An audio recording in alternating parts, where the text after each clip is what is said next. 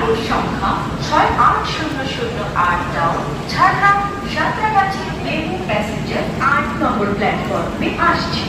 সাঁতরাগাছি প্ল্যাটফর্মে পৌঁছানোর পর আমরা টুকিটাকি কিছু খাবার খেয়ে নিয়েছিলাম, আর তারপরে উঠে গেছিলাম ট্রেনে।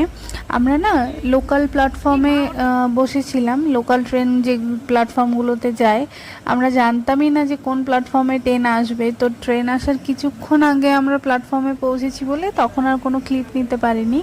তারপর ট্রেনে উঠে আমরা কিছু টুকটাক খাবার খাচ্ছিলাম, সাথে করে অবশ্যই খাবার নিয়ে গেছিলাম, কিন্তু তারপরেও ট্রেনের খাবার ট্রাই করার খুব ইচ্ছা ছিল, তো সেই কারণে খেয়েছিলাম, কিন্তু খেতে একদম ভালো ছিল না। আর তারপর আমরা সকালবেলা বিশাখাপত্তনম পৌঁছে ইডলি আর বড়া খেয়েছিলাম, যেগুলো খুব ভালো ছিল খেতে, একদম গরম গরম সার্ভ করছিল।